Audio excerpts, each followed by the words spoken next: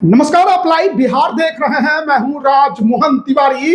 देखिए, बिहार में विधानसभा चुनाव की टुकटुकी बजने के बाद अब कल का इंतजार था हर किसी को। कल पहले चरण का मतदान होने जा रहा है गुरुवार 4 नवंबर को, और इसके लिए तमाम पॉलिटिकल पार्टियों ने जितनी ताकत थी उतनी लगा दी। 121 सीटों पर पहले चरण में लड़ाई है। कौन बाजी मारेगा, किसकी किस्मत चमकेगी, वो कल मतदान के बाद रुझान जब आने शुरू होंगे तो पता चलेगा। लेकिन इसके अलावा कल चुनाव को लेकर और भी बहुत कुछ है जिसके बारे में जानना आपको जरूरी है। कई मंत्री हैं, दर्जन भर से ज्यादा, जिनकी किस्मत दांव पर है। मोकामा में क्या हो रहा है, बाहुबलियों की सीट है, पिता पुत्र की सीट है, उन सब पर चर्चा करेंगे। हमारे साथ वरिष्ठ पत्रकार प्रवीण बागी जी हैं। तो कल के चुनाव के बारे में क्या कहेंगे। जिस तरीके से प्रचार प्रसार हुआ, कल तो प्रचार प्रसार थम गया, लेकिन पूरा केंद्रीय मंत्रिमंडल पहुंच गया। बीजेपी ने अलग अलग प्रदेशों के मुख्यमंत्रियों को उतार दिया। अगर महागठबंधन की बात करें तो उनके तरफ से भी पूरी कोशिश की गई। तेजस्वी एक दिन में 17-18 सभाएं करते दिखाई दे रहे हैं। फिल्मी स्टार भी चुनाव प्रचार में उतरे। तो माहौल किसका बन रहा है और किस प्रकार का अब तक का रुझान है। बिहार का चुनाव जो है वो पूरे वर्ल्ड लेवल पर फेमस हो जाता है। इसकी वजह यह है कि इसमें हर तरह के एलिमेंट आपको मिल जाएंगे। अच्छे बुरे, फिल्म अभिनेता, एक से एक दुर्दांत कुख्यात अपराधी, अफसर, बहुत अच्छे जन सेवक, एक से एक भ्रष्ट मंत्री, भ्रष्ट राजनेता, यानी कुल मिला के इतना बढ़िया और स्वादिष्ट कॉकटेल वो बन जाता है बिहार की राजनीति कि उसको देखने के लिए पटना में अभी देश विदेश के पत्रकार पहुंचे हुए हैं, और पटना के तमाम होटल ऐसे पत्रकारों से भरे पड़े हैं। कई जगह तो नेताओं को जगह मिलने दिक्कत हो जा रही है, ये स्थिति है। तो बिहार के चुनाव की रोचकता यही है, और ये लड़ाई जो है वो कहिए कि बराबरी का नहीं है। एक तरफ एनडीए है, एनडीए में एक से एक धुरंधर दिग्गज नेता हैं, खास करके भाजपा के पास। तो भाजपा की पूरी पलटन इन दिनों बिहार में उतरी हुई है। मगर दूसरी ओर कांग्रेस में एक अकेले हैं बेचारे राहुल गांधी। प्रियंका जी भी हैं तो वो बहुत कम आ रही हैं, मुश्किल से 3-4 सभाएं उन्होंने की होंगी। राहुल गांधी भी बहुत सिलेक्टिव सभा कर रहे हैं। ये जरूर है कि वो बीच में कुछ ऐसा खेल तमाशा करते हैं कि चर्चा में आ जाते हैं, वीडियो वायरल हो जाता है, करोड़ों उनका व्यू चला जाता है। तो अकेले एक तेजस्वी यादव जो नेता प्रतिपक्ष हैं, वो अकेले मोर्चा संभाले हुए हैं विपक्ष की ओर से, और पूरी फौज जो पलटन जो है भाजपा की एनडीए की, उसका वो अकेले मुकाबला कर रहे हैं। तो इस मामले में देखिए तो ये लड़ाई बराबरी की नहीं। मगर फिर भी तेजस्वी भारी पड़ते हैं बिल्कुल, क्योंकि अकेले सबसे बड़ी पार्टी है वो अभी विधानसभा में, जो मौजूदा विधानसभा है 20 में जो जीती थी उसमें बड़ी पार्टी बनी। बाद में तो एक सीट का अंतर है, 1-2 सीट का अंतर। कभी बीजेपी ऊपर हो जाती है, कभी वो ऊपर हो जाते हैं। तो वो बराबरी की स्थिति में है। वो यही तेजस्वी की ताकत है। और तेजस्वी की ताकत का स्रोत जो है वो है लालू प्रसाद। लालू प्रसाद की छत्र छाया उनके ऊपर है। और ये चुनाव रोचक और इसलिए हो गया है कि ये पहला चुनाव है जब लालू परिवार 2 अलग खेमों में बंट के लड़ रहा है। एक भाई तेजस्वी यादव जो राघोपुर से चुनाव लड़ रहे हैं, जो उनका पुश्तैनी कहिए कि वो सीट है, उनके पिताजी लड़े, उनकी माताजी लड़ी, पिछले 2 चुनाव से वो जीतते आ रहे हैं वहां से। और पहली बार तेज प्रताप यादव राजद के फोल्ड से, लालू प्रसाद के फोल्ड से बाहर होकर के चुनाव लड़ रहे हैं। उन्होंने अपनी अलग पार्टी बना ली है और महुआ से लड़ रहे हैं। तो पूरी लड़ाई जीत करके भी अगर तेज प्रताप की सीट निकल जाती है, महुआ सीट निकल जाती है, तो ये मानिए कि ये तेज प्रताप की हार है, तेजस्वी की हार है। क्योंकि तेजस्वी ने पूरा दमखम लगा दिया है कि तेज प्रताप विधानसभा में नहीं पहुंचे। और ये परहेज कर रहे थे, बड़े भाई हैं तेज प्रताप, वो परहेज कर रहे थे जाने से अपने छोटे भाई के इलाके में।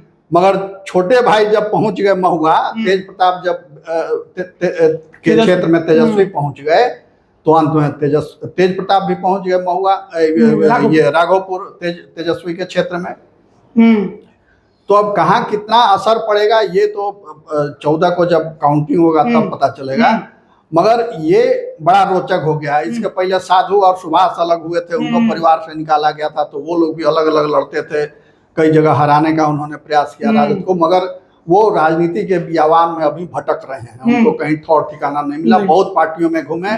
साधु यादव तो एक बार जाकर के वहाँ गांधीनगर में नरेंद्र मोदी से भी मिल लिए थे। पहले चरण में बड़ी बात है कि साधु यादव की पत्नी चुनाव लड़ रही है गोपालगंज से। लड़ रही है, मगर वो नाम ही के लिए लड़ रही है। पिछले बार विधानसभा चुनाव में साधु यादव दूसरे नंबर पर थे, महागठबंधन कैंडिडेट तीसरे नंबर पे थे। लालू प्रसाद से अलग होने के बाद कोई चुनाव नहीं जीते हैं साधु सुभाष दोनों। सुभाष जी तो एकदम अलग ही हो गए हैं, मगर साधु यादव राजनीति में अभी भी किस्मत आजमाते रहते हैं, मगर कोई चुनाव न वो जीते न उनके परिवार। तेज प्रताप क्या करिश्मा करेंगे? अब यही है, तेज प्रताप के भविष्य के लिए और एनडीए के भविष्य के लिए भी, इन दोनों के भविष्य के लिए ये चुनाव बड़ा महत्वपूर्ण है। क्योंकि अगले साल फिर असम में है और बंगाल में भी चुनाव है। बंगाल का चुनाव सबसे क्रूशियल है। जैसे यहाँ अकेले तेज प्रताप मोर्चा संभाल रहे हैं, वैसे ही बंगाल में ममता बनर्जी तेजस्वी भाजपा को नाको चबा, हाँ तेजस्वी जैसे संभाले हुए हैं, तो वहाँ अकेले ममता बनर्जी नाको चबा देती है भाजपा को। तो अगर यहाँ एनडीए लूज करेगी तो इसका सीधा इफेक्ट पड़ेगा बंगाल में, और वहाँ फिर ममता बनर्जी के हौसले आसमान छूने लगेंगे। तो इस बार के चुनाव में तो कई हॉट सीटें भी हैं, मंत्रियों की इज्जत प्रतिष्ठा भी दांव पर है। बहुत 17 मंत्री जो हैं वो चुनाव मैदान में पहले चरण में पहला चरण जो कल जिसके लिए वोट डाले जाएंगे वो 121 सीटों पर कल चुनाव है। 18 जिलों में है ये। 18 जिलों के 121 सीटों पर कल वोट डाले जाएंगे।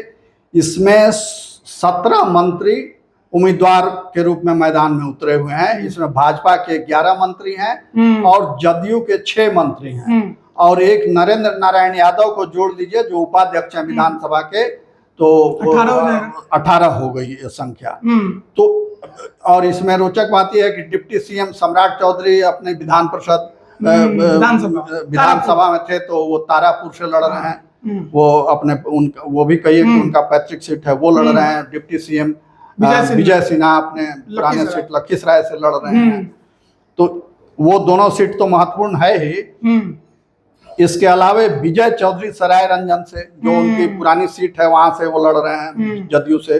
सोनबरसा से रत्नेश सदा, पिछले बार वहीं से सिटिंग विधायक हैं वो। दरभंगा से भाजपा के संजय सरावगी, सिटिंग सीट है उनकी। बहादुरपुर से मदन साहनी, जदयू की सिटिंग सीट है, मंत्री हैं। फिर जीवेश कुमार जाले से लड़ रहे हैं, नगर विकास मंत्री हैं, वो भी उनकी सिटिंग सीट है। कृष्ण कुमार मंटू अमनौर से लड़ रहे हैं, भाजपा के, वो भी उनकी सिटिंग सीट है। महेश्वर हजारी कल्याणपुर से, वो भी उनकी सिटिंग सीट है, जदयू के नेता हैं। और बिहार शरीफ से डॉक्टर सुनील मंत्री हैं भाजपा के, तो वो भी उनकी सिटिंग सीट है। नालंदा से श्रवण कुमार तो राजनीति के बहुत दिग्गज नेता हैं और 7-8 बार से चुनाव जीत रहे हैं। भोरे से सुनील कुमार जो शिक्षा मंत्री हैं और पूर्व आईपीएस रहे हैं, वो भी सिटिंग सीट है उनकी। बांकीपुर से नितिन नवीन, जिनके पिता नवीन प्रसाद सिन्हा थे, जिनका हर चुनाव में मार्जिन बढ़ता जाता था जीत का, तो उनके पुत्र हैं नितिन नवीन, वो चुनाव है लड़ रहे हैं। और कुढ़नी से केदार गुप्ता, ये भी भाजपा के हैं, सिटिंग सीट उनकी। साहेबगंज से राजू सिंह है, ये भी उनकी सिटिंग सीट है। उसके अलावा बछवाड़ा से सुरेंद्र मेहता, ये भी उनकी सिटिंग सीट है। फिर तारापुर और लखीसराय तो सिवान से मंगल पांडे, और सिवान से मंगल पांडे, हाँ सिवान से मंगल पांडे। इसके अलावे महनार से जदयू के प्रदेश अध्यक्ष जो हैं उपेंद्र कुशवाहा, वो भी मैदान, उमेश कुशवाहा, हाँ उमेश सिंह कुशवाहा। और सहरसा से आईपी गुप्ता, आईपी गुप्ता अचानक से एंट्री लिया। हाँ, आईआईपी पार्टी इन्होंने बनाई है, उसके अध्यक्ष हैं वो। और पहले वो कई पार्टियों में गए थे, बड़ी रोचक कहानी है उनकी। वो कई पार्टियों में गए कि हमको शामिल कर लीजिए और एक आध टिकट दे दीजिए। वो लोकसभा से ही ट्राई किया, हाँ, मगर किसी ने उनको पूछा नहीं। और फिर उन्होंने बहुत कम प्रचार में गांधी मैदान को पूरा भर दिया। रैली इतनी जबरदस्त थी पान समाज पान की। समाज भर गया। तो पहली बार लोगों ने जाना कि बाप रे बाप, पान समाज इतना शक्तिशाली है। वो वैसे ही भीड़ बड़ी बड़ी पार्टियों को करने में नानी याद आ जाती है। तो वो उसके बाद तो चारों तरफ बस आईपी गुप्ता यही चर्चा होने लगी। और फिर तो महागठबंधन में महागठबंधन 3 सीटें भी मिल 3 गई। सीटें मिल गई हैं। तो वो पहली बार चुनाव लड़ रहे हैं, किस्मत आजमा रहे हैं। तो ये और 2 सबसे बुजुर्ग विधायक लड़ रहे हैं अभी। एक हैं ये क्या नाम है उनका, सिवान से हैं अवध बिहारी चौधरी। मंगल पांडे के सामने। हाँ, मंगल पांडे का मुकाबला कर रहे हैं। वो 78 साल के हैं। वो मंत्री भी रहे हैं, लालू के बहुत विश्वस्त रहे हैं, विधानसभा अध्यक्ष रहे हैं। और दूसरे हैं हरि नारायण सिंह, जो यहाँ से लड़ रहे हैं नालंदा से। वो भी 78 साल के हैं, मंत्री रहे हैं वो भी, और नीतीश कुमार के बहुत नजदीकी मंत्री हैं। तो ये, और सबसे कम उम्र की उम्मीदवार हैं दरभंगा में अलीनगर, मैथिली ठाकुर 25 साल की, और पहली बार चुनाव लड़ रहे हैं। ख्याति प्राप्त कलाकार हैं, और अभी तुरंत उन्होंने भाजपा में की सदस्यता ली और सीधे चुनाव मैदान में आ गई। तो और खेसारी लाल यादव, वो भी एक इम्पोर्टेंट सीट है। वो तो बहुत इम्पोर्टेंट सीट हो गई है। बीजेपी के लिए भी नाक की सीट है। और खेसारी लाल यादव की भी लोकप्रियता बहुत अपार है, और वो राजद के उम्मीदवार। सवाल वही है ना कि लोकप्रियता वोटिंग में कितना बदलेगा, कितना बदल पाता है। क्योंकि भीड़ तो आती है सुनने के लिए, गाना उनका एक्टिंग देखने के लिए, लेकिन भीड़ में कितना जो वोट है, वो भीड़ जो है वो वोट में कितना तब्दील होगा। क्योंकि बीजेपी की सिटिंग रही है और शहरी इलाका है, और कहा जाता है शहरी इलाका मतलब बीजेपी कोर हार्डकोर वोटर। तो सवाल यही है, क्योंकि बीजेपी ने वो कैंडिडेट बदला है, सीएन गुप्ता की जगह छोटी कुमारी मैदान में है। बीजेपी के लिए समस्या है कि उनके कुछ लोग बागी होकर मैदान में उतर गए रहे, उसमें वहां पर थी। तो आपको क्या लगता है कि छपरा में कुछ हो पाएगा? छपरा में देखिए, भोजपुरी एरिया है वो, और भोजपुरी के कलाकार हैं, गायक भी हैं, सिनेमा में भी काम करते हैं खेसारी लाल। तो उनकी लोकप्रियता तो बहुत है, फैन फॉलोइंग इतनी है कि जहां जाते हैं, जिधर निकलते हैं, एकदम भीड़ लग जाती है नौजवान, और नौजवान ही सबसे आगे बढ़ के वोट करते हैं। और देखा हमने कि पिछले बार लोकसभा का जब चुनाव हुआ था तो पवन सिंह के लिए जात पात सब टूट गया था, पूरा उलट दिया गेम उन्होंने। उपेंद्र कुशवाहा 3 नंबर पे चले गए। बताइए, जैसे एक समय अमिताभ बच्चन ने हेमवती नंदन बहुगुणा को हरा दिया था, वो दिग्गज राजनेता बहुगुणा जी, वैसे ही इन्होंने कुशवाहा को हरा दिया। पवन सिंह खुद नहीं जीते, मगर कुशवाहा जी की तो खाट खड़ी कर दी उन्होंने। तो ऐसा ही कुछ छपरा में हो सकता है, हो जाए तो कोई आश्चर्य नहीं। हाँ, आरजेडी ने यहाँ पर बड़ा तगड़ा दांव खेला है। बहुत कड़ा मुकाबला है। तो इसी तरह इसमें 121 में 102 सीटें जो है वो जनरल कैटेगरी की सामान्य है, और 19 सीटें हैं सुरक्षित शेड्यूल कास्ट के लिए, अनुसूचित जाति के लिए। और इसमें और एक रोचक बात यह है कि सबसे बड़ा जो विधानसभा क्षेत्र है एरिया वाइज, वो है सूर्यगढ़ा, जहाँ के प्रहलाद यादव थे विधायक, जो कहीं के नहीं, हाँ, राजद के थे, पाला बदल के सरकार को समर्थन दिया, और ललन सिंह की वजह से सरकार ने उनसे मुंह फेर लिया, न उधर से टिकट मिला न इधर से, बेचारे आके धरना पर बैठे फिर चले गए। उनकी एक तरह से कहिए कि उनका वध कर दिया राजनीति में, राजनीतिक वध। हाँ, और उनके लिए तो अभी का समय बहुत दुखदाई वाला था, उनके बेटे का भी निधन हो गया था। बिल्कुल। और सबसे छोटा विधानसभा क्षेत्र जो है क्षेत्रफल वाइज, वो बांकीपुर है, पटना का, जहाँ से नितिन नवीन है। आजकल तो कुम्हरार और बांकीपुर की अलग ही लड़ाई चल रही है। हाँ, वहाँ अलग खेल हो रहा है। बीजेपी ने कभी सोचा नहीं होगा कि कुम्हरार और बांकीपुर में भी उनको मशक्कत करनी पड़ेगी चुनाव जीतने के लिए। बीजेपी की ट्रेडिशनल सीट मानी जाती रही है कि किसी को भी खड़ा कर दे बीजेपी, ये जीत जाएंगे लोग, मगर इस बार कुम्हरार आंतरिक विरोध जो कायस्थ बनाम वैश्य की लड़ाई हो गई। हाँ, क्या आपको लगता है कि कहीं उलटफेर हो सकता है इन सीटों पर? देखिए, कायस्थ जो है 3 कम्युनिटी समाज की ऐसी है जो प्रतिबद्ध वोटर है बीजेपी की नहीं, अलग अलग समूहों की, अलग अलग पार्टियों की। जैसे मुस्लिम समुदाय, मुस्लिम समाज जो है वो एंटी बीजेपी वोटर है। बीजेपी का उम्मीदवार को जो हराएगा उसके साथ वो खड़ा रहेगा, वोट करेगा, वो इधर से उधर नहीं होता है। माने मेजॉरिटी 5-10% इधर उधर छिटक जाए, बीजेपी में भी आ जाता है तो वो अलग बात है। उसके बाद दूसरा यादव समाज, यादव जाति जो है लालू प्रसाद तेजस्वी यादव के साथ खड़ी है 99%। 1% 2% वोट इधर उधर छिटक जाए वो अलग चीज है। और बीजेपी ने पूरे दम लगा के कोशिश की, कई दशकों तक कोशिश की, मगर टस से मस नहीं हुआ यादव। वो लालू के साथ चट्टान की तरह खड़ा है। और तीसरा है कायस्थ जाति, जो भाजपा के साथ एकदम खड़ी है, समर्पित वोटर। सपने में भी उनको आता है तो कमल छाप ही दिखता है। तो मगर इस बार नाराजगी है, और ये आज से नहीं है, ये जनसंघ के जमाने से, जब दिया चुनाव चिन्ह हुआ करता था तब से कायस्थ जो है सो वोट देता रहा है उस पार्टी को। मगर पहले अच्छी खासी संख्या होती थी राजनीति में उनकी, धीरे धीरे उनकी संख्या कम होती जा रही है। अब तो पूरी और तीन विधायक थे कायस्थ के बीजेपी से, और 3 में 2 का टिकट कट गया। एक नरकटियागंज से रश्मि वर्मा का कट गया, वहां से संजय पांडे लड़ रहे हैं। यहाँ कुमरार में अरुण सिन्हा का कट गया, यहाँ से संजय गुप्ता लड़ रहे हैं। दोनों का नाम संजय है, गुप्ता है, पांडे है, बस टाइटल चेंज है। तो इसी को लेके कायस्थ समाज में नाराजगी है। और वो नाराजगी पहली बार ऐसी नाराजगी देखी गई है, इसके पहले ऐसी भीषण नाराजगी नहीं दिखी थी। आपको याद होगा कि कुछ दिन पहले चित्रगुप्त पूजा हुआ था, और उसका विसर्जन जब वहाँ आदि चित्रगुप्त मंदिर पटना सिटी में हो रहा था, नौजर घाट में, तो भाजपा के राष्ट्रीय मंत्री ऋतुराज सिन्हा वहाँ गए हुए थे विसर्जन समारोह में, और वहाँ कायस्थों ने उनका घेराव कर दिया कि आप लोग नेता बने हैं और कायस्थों के हित की बात नहीं करते हैं, पार्टी ने टिकट काट दिया, आप लोगों ने विरोध नहीं किया, क्यों ऐसा हो गया, कैसे ऐसा हो गया, इसको जवाब देना पड़ेगा। अब वो समझाने बुझाने का उन्होंने प्रयास किया, मगर अब कितना असर पड़ा उसका वो तो बाद में पता चलेगा। उसी तरह रविशंकर प्रसाद गए हनुमान नगर कायस्थों को समझाने बुझाने बनाने, मीटिंग करने, उनकी मीटिंग ही नहीं होने दी। कायस्थों ने कहा कि कोई मीटिंग नहीं, वापस जाइए, उनको वापस आना पड़ा। तो ऐसी नाराजगी ये पहली बार दिखी है। अब इसका क्या असर होगा ये तो अभी नहीं कहा जा सकता है।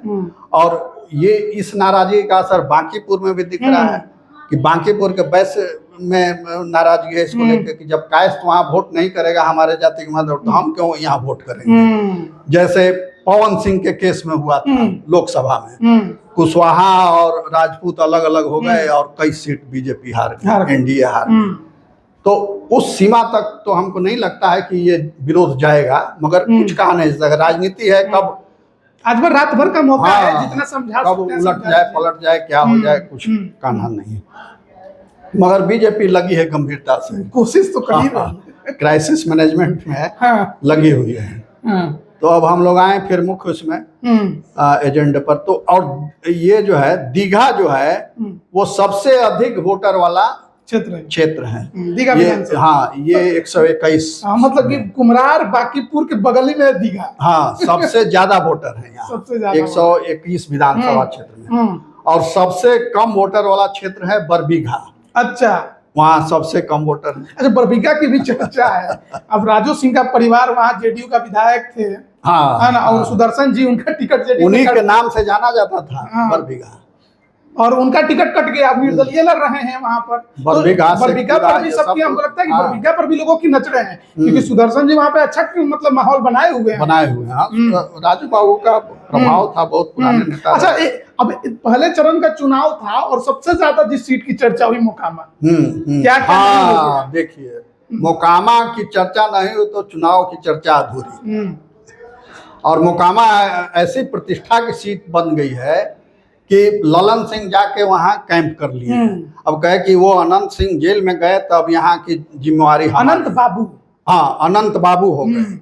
अनंत बाबू को जिताने की जिम्मेवारी हमारी और यहाँ के मतदाताओं की, ये उन्होंने उनका वीडियो वायरल हो गया, जिसमें वो ये कहते सुनाई दे रहे हैं कि कुछ नेता जो है उनको घर में ही रखना है, निकलने नहीं देना है। अब उनको इसको लेकर एफआईआर हो गया, चुनाव आयोग ने नोटिस भेज दिया, वो अलग है। तो मोकामा पे नजरें हैं, क्योंकि एक तो एक नेता की हत्या हो गई है ना, और ये मतलब नहीं होना चाहिए था, जितनी बड़ी घटना ये हो गई नहीं होना चाहिए था, खासकर चुनावी माहौल में तो नहीं होना चाहिए था। लेकिन छोटे सरकार अनंत सिंह, उनका किला है मोकामा, और आपको लगता है कि उनको हराने के लिए जिसको आरजेडी ने आगे किया, बीना देवी, सूरजभान सिंह, आपको लगा भूमिहार बटे मटता मगर अनंत सिंह जेल में चले गए तो अब एक तरफा वोट पड़ेगा भूमिहारों का अनंत सिंह के पक्ष में, और वो आसानी से निकल जाएंगे। ये लग रहा है कि मोकामा की लड़ाई अब खत्म है। पहले जिस तरह का माहौल बना था, हाँ, अगर वो रहते फील्ड में रहते तब जरूर विभाजन होता और लड़ाई भी मजबूती से होती, मगर अब तो लड़ाई वैसी है नहीं। और दूसरे की जन स्वराज के जो एक तीसरा कोण बना रहे थे पीयूष प्रियदर्शी, वो भी भूमिगत हो गए हैं, मैदान छोड़ के भाग गए हैं। उनका वारंट है, पुलिस खोज रही है। नहीं, कोशिश गिरफ्तारी से कल तो प्रचार भी कर रहे थे अपना, कल तो प्रचार कर नहीं, अभी नहीं है इधर। नहीं, कल रात की बात है, कल प्रचार कर रहे थे अपनी। अच्छा, है ना, उनके ऊपर इस उनको प्रशासन ने रोका था कि आचार संहिता का उल्लंघन कर रहे हैं। 6 बजे के आसपास प्रचार कर रहे थे। अच्छा, समय के बाद प्रचार कर रहे थे। तो उनको तो पुलिस ने, प्रशासन ने कल रोका ही। हाँ, तो उनको पुलिस खोज रही तो पकड़ी क्यों नहीं तब?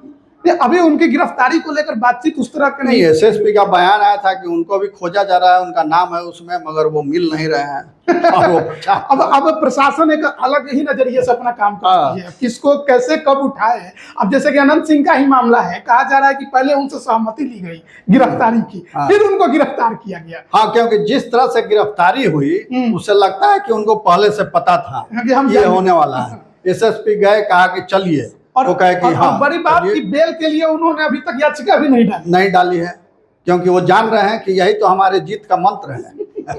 उनको तो जीत गिफ्ट दे दिया सरकार ने, तो वो वहाँ का अब खेल रोचक नहीं रहा। और पूर्व आईपीएस भी एक बक्सर में मैदान में है। हाँ, आनंद मिश्रा। तो आनंद मिश्रा की कहानी भी बड़ी पीड़ा भरी है। वो असम कैडर के आईपीएस थे, वहाँ बड़ा अच्छा उनका नाम था, ख्याति प्राप्त, ईमानदार, कर्मठ अफसर के रूप में गिनती थी उनकी। तो उनका जो कहना था, वो लोकसभा चुनाव भी लड़े निर्दलीय वहाँ से, बक्सर से, और इसी के चलते भाजपा हार गई वहाँ से। तो उनका कहना था कि वहाँ के मुख्यमंत्री हेमंता ने कहा कि आप जाओ, आपकी यहाँ जरूरत नहीं है, आपकी जरूरत बिहार में ज़्यादा है, और बीजेपी में शामिल हो जाओ, वहाँ जाके तुमको टिकट के लिए बात हो गई है पक्की, तुम बक्सर से चुनाव लड़ना है तुमको। वो चले आए, उसके बाद बीजेपी के नेताओं से बात करके आए, फिर उसके बाद बीजेपी ने एंट्री ही नहीं दी उनको। वो दिल्ली पटना दौड़ते रहे, नहीं हुआ, अंत में वो निर्दलीय लड़े, और अच्छा समा बांधा उन्होंने, और वहाँ बीजेपी तो हार गई उनके चलते, अच्छा वोट भी लाया। फिर जन स्वराज में चले गए, मगर वो स्वभाव से बीजेपी के हैं, उनका मन जो है सो वो रमता है बीजेपी में। तो फिर वहाँ खटपट हुई, बात बनी नहीं, तो चले आए बीजेपी में, और बीजेपी ने वहीं विधानसभा टिकट दे दिया, वहाँ से लड़ रहे हैं वो। मगर हाँ, सामने जो है वो भी कमजोर नहीं है, मुन्ना तिवारी सिटिंग है वहाँ से, एमएलए हैं वहाँ से, मजबूत आदमी है। और मगर ये है कि नौजवान है, जो सीधा भाषण देते हैं, और उनका संगठन वहाँ, उनका राजनीतिक करियर भी इसी से सेट होगा कि आगे इनका क्या होगा, क्या भविष्य होगा। हम लोग एक बार मोकामा पर फिर लौटे। मोकामा जो है सो इन बाहुबलियों की लड़ाई में मोकामा की जो मूल समस्या है उस पर कहीं बात नहीं होती। मोकामा एक समय औद्योगिक हब था, बाढ़ से लेकर के और बरौनी तक छोटे अनगिनत उद्योग थे, सैकड़ों लोग उसमें काम करते थे, मारवाड़ी वहाँ बहुत रहते थे। मगर इन बाहुबलियों के भय, रंगदारी, आतंक से सब पलायन कर गए, सारे उद्योग बंद हो गए। मारवाड़ी जो थे मोकामा के औने पौने में घर बेच करके वहाँ से चले गए, कोई उनका खोज खबर लेने वाला नहीं। जो बड़े बड़े भी उद्योग थे वहाँ, वो भी सब बंद हो गए। भारत बैगन बंद हो गया, एक बिजली का जो पावर हाउस है वहाँ रंगदारी की वजह से त्रस्त रहते हैं वहाँ के अधिकारी। तो वो एरिया जो है सो एक तरह से बर्बाद हो गया। और वहाँ का टाल एरिया एक समय इतनी उपज होती थी वहाँ दलहन की कि वो सब अब पानी में डूबा रहता है, कुछ कर नहीं सके लोग। तो अच्छा, ये तो हो गया। ये बाकी जो है दानापुर की सीट भी वैसे ही है महत्वपूर्ण।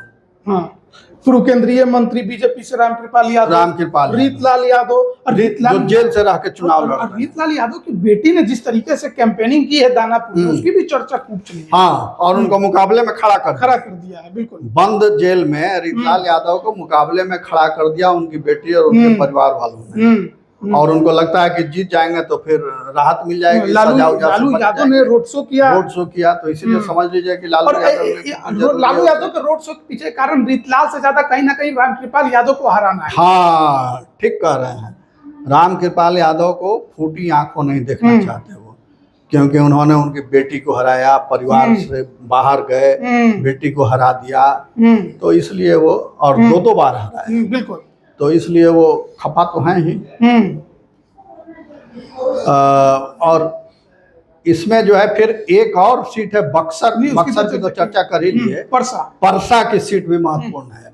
परसा से तेज प्रताप का तो अभी तलाक हुआ नहीं है, तो उनकी साली हैं करिश्मा राय, आरजेडी, यानी उनके जो ससुर हुए, उनकी जो पत्नी है उनकी चचेरी बहन, पत्नी की, तेज प्रताप की पत्नी की, जिनसे उनका केस चल रहा है, उनकी चचेरी बहन करिश्मा राय वहां से चुनाव, आरजेडी की उम्मीदवार है, राजद की उम्मीदवार।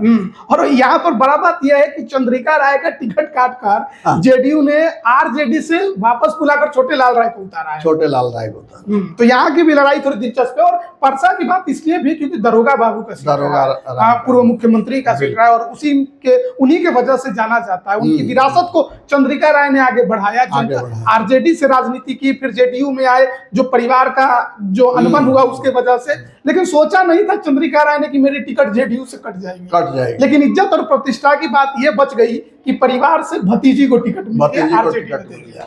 मगर किस पार्टी ने दिया? आरजेडी ने। यही राजनीति है। राजनीति के खेल बड़े निराले होते हैं। मैथिली ठाकुर की बात हो ही गई। राघोपुर और महुआ, ये दोनों एक साथ है, दोनों को एक साथ लेकर। राघोपुर में तो बीजेपी ने कई नेताओं को उतारने की कोशिश की। तो सच्चाई है कि इस बार बीजेपी चाहती थी कि राघोपुर में वैसा कैंडिडेट उतरे जो आमने सामने की फाइट दे, लेकिन कहा यह जाता है कि किसी भी नेता ने तेजस्वी के खिलाफ चुनाव लड़ने की हामी नहीं भरी, और अंत में फिर से सतीश यादव को बीजेपी ने उम्मीदवार बनाकर मैदान में उतारा। कोशिश तो राघोपुर में पूरी की गई है, और फील्डिंग पूरी सजाई गई। और इसके पीछे दिखता भी है कि पूरे लालू परिवार को उतरना पड़ गया तेजस्वी को जिताने के लिए। वहाँ नाराजगी है, तेजस्वी के खिलाफ नाराजगी, बहुत घनघोर नाराजगी है।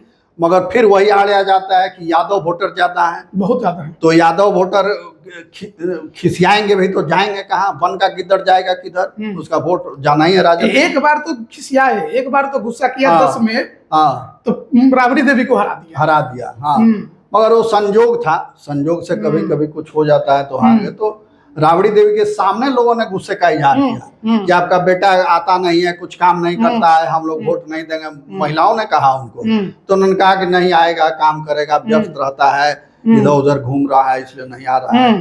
तो लोगों ने कहा कि कभी नहीं आता है, अभी नहीं, चुनाव के समय, इसके पहले भी नहीं आता है। और तेज प्रताप ने भी जाके कह दिया कि आप लोगों का जो विधायक हो तो बेकार है, किसी काम का नहीं, भ्रष्ट है, हाँ, उसको जिताइए भी मत। तो वो तो तेज प्रताप का गुस्सा था जो महुआ में तेजस्वी यादव गए, तो उसका गुस्सा तो उनका फूटा राघोपुर में जाकर। और यही नहीं, भाजपा ने भी वहां कोताही की। प्रचार जिस तरह से होना चाहिए सतीश कुमार का, वैसा हुआ नहीं। अंतिम दिन बड़े नेता उतरे वहां, राजनाथ सिंह, हाँ, उसके पहले कोई वैसी बड़ी सभा वहां की नहीं इन लोगों ने, वो होनी चाहिए थी।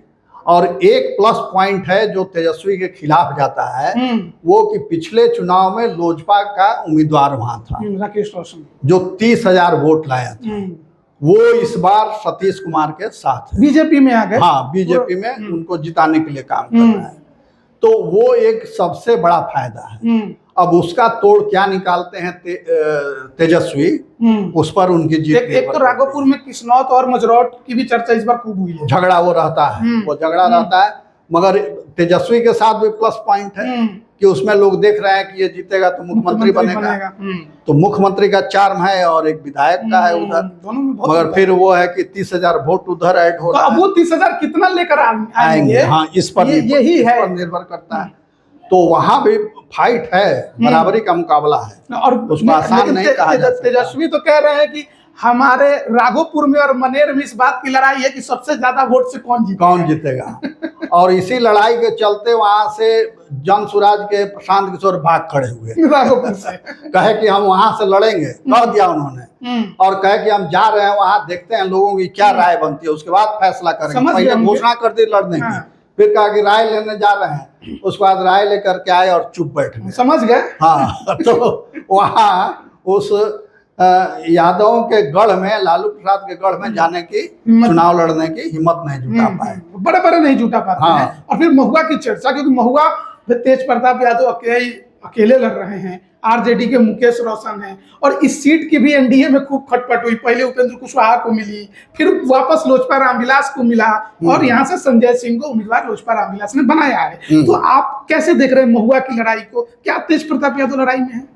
तेज प्रताप यादव अच्छा फाइट दे रहे हैं, और वहाँ सबसे बड़ी उपलब्धि है उन्होंने वो जो दावा करते हैं कि मेडिकल कॉलेज हमने खुलवा दिया है, तो उसके चलते लोगों को बड़ा ये है। हालांकि तेज प्रताप भी बहुत बिगड़ैल किस्म के हैं और सीधे मुख किसी से बात नहीं करते थे, मगर जब से परिवार ने उनको बाहर का रास्ता दिखा दिया है तब से वो थोड़ा जमीन पर आ गए हैं। अब धरती के नेता बन तो अब धरती के नेता बन गए हैं, लोगों से सीधे मुंह बात कर रहे हैं, प्यार से बात कर रहे हैं, पहले की तरह तेवर नहीं दिखला रहे।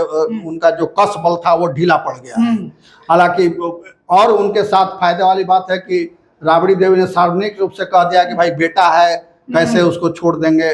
तो हम आशीर्वाद दिया, आशीर्वाद है, शुभकामनाएं, हम तो चाहेंगे कि जीत के आ जाए। रोहिणी आचार्य ने भी कहा कि जीतने की कामना करते हैं।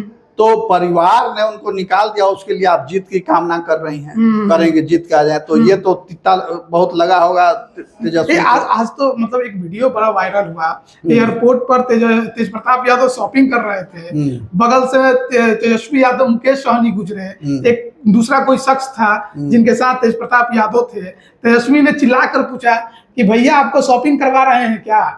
तेज प्रताप ने भी देखा, थोड़ा आमना सामने हुआ, लेकिन किसी ने एक दूसरे से बात नहीं की। फिर तेज प्रताप यादव अपने शॉपिंग में लग गए।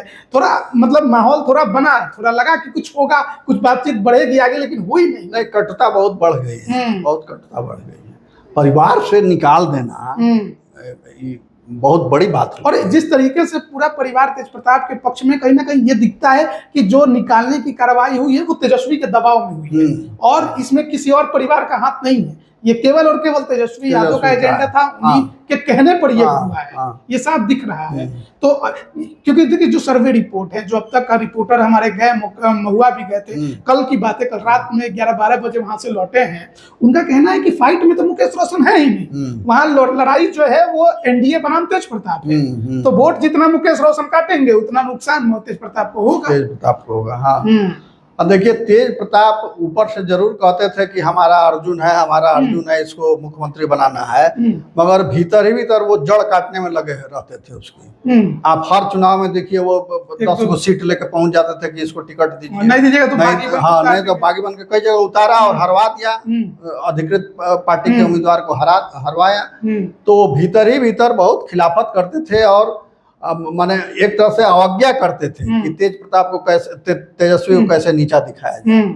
तो इसलिए तेजस्वी का यह दबाव था कि भाई उनके बगैर चुनाव हो तो अच्छा है, उनको बाहर कीजिए, नहीं तो वो हराने में काम करे। अच्छा, इसके अलावा एक आखिरी अब सवाल बातचीत करके खत्म करना चाहेंगे लोग कि चुनाव जितने 121 सीटों की लड़ाई है, पहले चरण में कौन आगे पीछे आपको नजर आए दोनों गठबंधन के खेमों में, और जनसुराज का क्या होगा, कहीं लड़ाई में भी है कि नहीं? देखिए ये जो 121 सीट है, इसमें सबसे अधिक सीटों पर लड़ रही है राजद, 73 सीट पर लड़ रही है, और 73 में 42 सीट उसकी सिटिंग है। हाँ। उसके बाद दूसरे नंबर पर है जदयू, जो 57 सीटों पर लड़ रही है, 23 सीट इसमें उसकी सिटिंग है। फिर है भाजपा तीसरे नंबर पर, 48 सीट पर लड़ रही है, 42 उसकी सिटिंग सीट है। फिर है कांग्रेस 24 सीट पर लड़ रही है, 8 उसकी सिटिंग सीट है। लोजपा रा और भाकपा माले, ये दोनों वहाँ 14 सीटों पर लड़ रहे हैं। तो लोजपा का तो कोई वहाँ नहीं है, लोजपा का 14 पर लड़ रहे हैं, एक सीट पे तो नामांकन ही रद्द हो गया, तो निर्दलीय को समझ। हाँ, तो 14-13 ही हो गया वो। और माले के 7 सिटिंग सीट है 14 में से, तो 7 और एक्स्ट्रा वो लेने की कोशिश में है। वीआईपी रालोमो है 2 सीट पर लड़ रही है, हाँ, कुशवाहा जी की पार्टी 2 सीट पर, उसके पास भी एक भी सीट नहीं है सिटिंग अभी।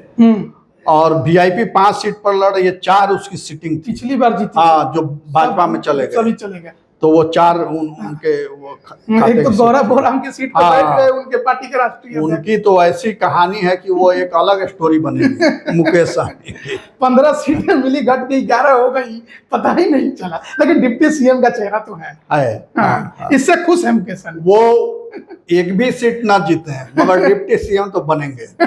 अब ऐसे ही मैं, हालांकि वीडियो लंबा हो रहा है मगर वो कहानी सुनानी यहाँ रोचक है। ऐसे ही जब झारखंड बना था बिहार से अलग होकर के सन 2000 में, तो बहुमत साफ साफ भाजपा का था और उसी आधार पर बाबूलाल मरांडी बने पहले मुख्यमंत्री वहां के, बहुमत के आधार पर। मगर शिबू सोरेन जो अब दिवंगत हो गए हैं, उन्होंने ठान दिया कि नहीं साहब, हमारे लड़ाई की वजह से ये बना है, झारखंड अलग हुआ है और हमने बहुत कुर्बानी दी है, जेल गए हैं, लाठी खाई है, ये किया है, वो किया है, इसलिए पहला मुख्यमंत्री तो हम ही बनेंगे। अब इसके चलते शपथ ग्रहण समारोह जो है कई घंटे लेट हुआ।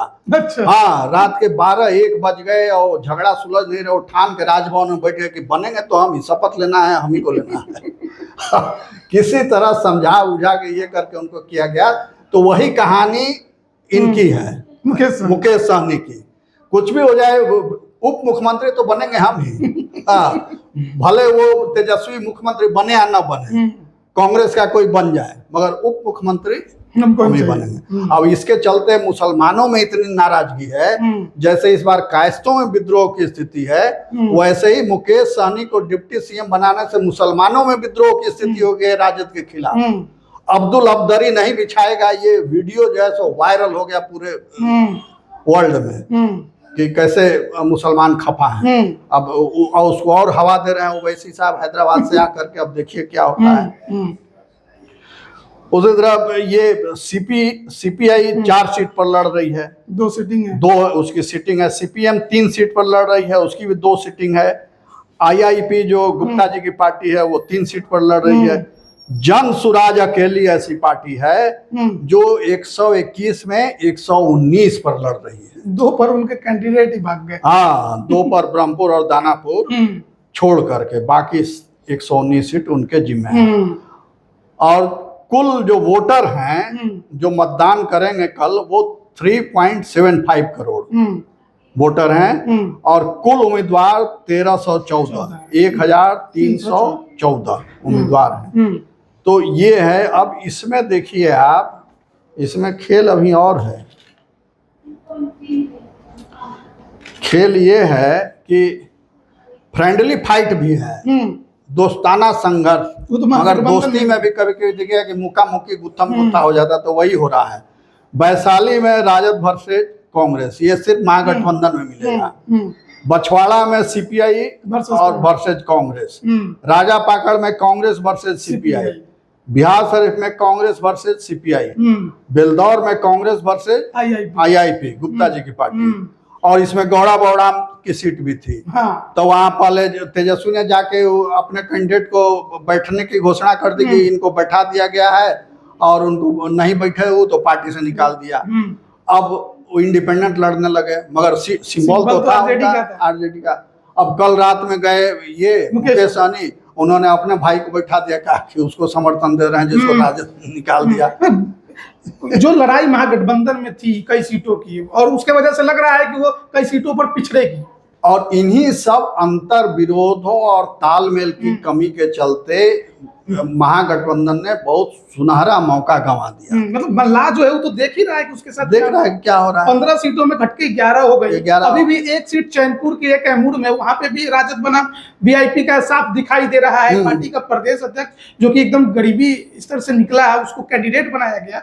वहां भी आरजेडी ने अपना दबा दिया गया, उतार दिया करके। तो कहीं ना कहीं कहानी वहां भी दिख रही है, और बदलाव के अंदर इसको लेकर नाराजगी है, बिल्कुल है। तो ये जो था वो अब तक की पूरी कहानी थी। ये पहले चरण की हम लोग चर्चा कर रहे थे, और पूरा मामला जो था वो हम आपको बता रहे थे। कई बाहुबलियों की किस्मत दांव पर है, किसका किला बचेगा, किसका किला गिरेगा, उसकी भी हम चर्चा कर रहे थे। और जिस प्रकार का माहौल बना है, कहीं ना कहीं हम कह सकते हैं कि अब तक के रुझानों में, अब तक की लड़ाई में दिखा है कि एनडीए महागठबंधन से तो आगे है।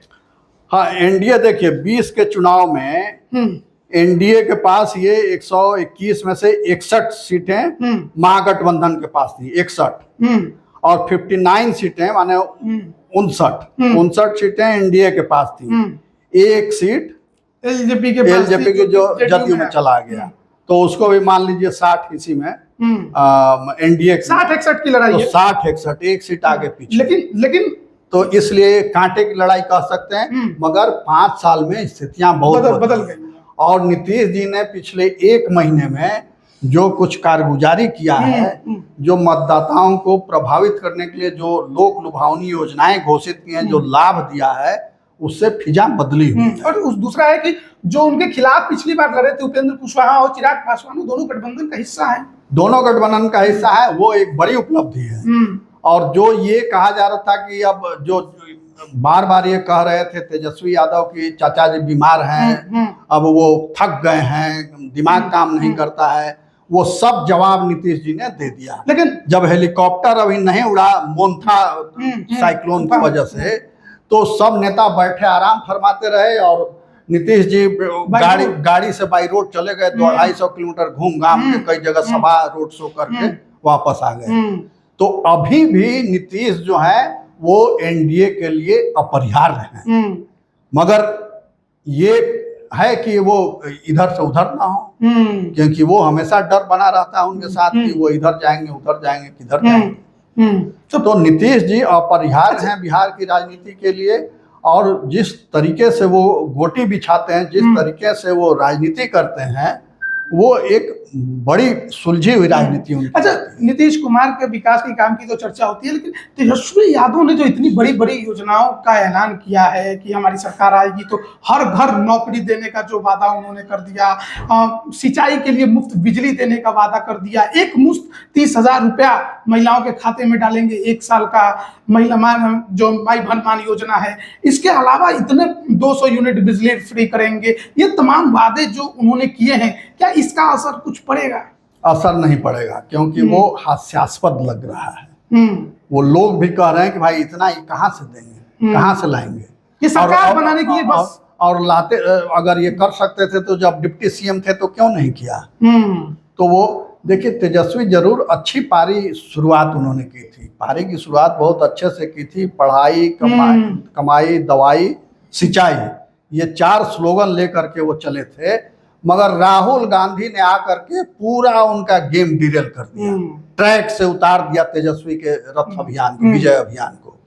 और इससे तो कई बार ये भी संदेह होता है कि क्या वाकई कांग्रेस चाहती है कि तेजस्वी मुख्यमंत्री बने बिहार में, महागठबंधन जीते, क्योंकि ज्यादा एक्साइटमेंट भी और ऐसा वोट चोरी और एसआईआर का मुद्दा लाके वो बैठ गए यहाँ कि सब कुछ खेल खत्म करने की कोशिश थी वो तेजस्वी की।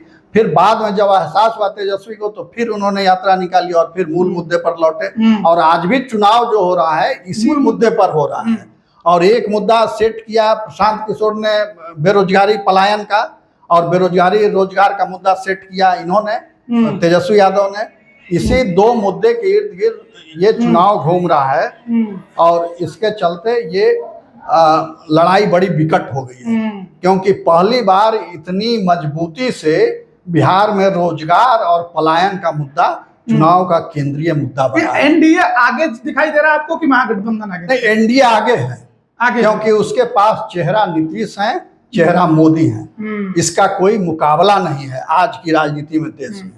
कल हो सकता है कोई और नेता इमर्ज कर जाए, तो कल की बात कल, मगर आज तो ये है कि नीतीश और नरेंद्र मोदी, इसका कोई कार्ड विपक्ष के पास नहीं। चलिए, तो तमाम हम लोग पहले चरण के 121 सीटों को लेकर चर्चा कर रहे थे, बातचीत कर रहे थे कि क्या कुछ हो सकता है।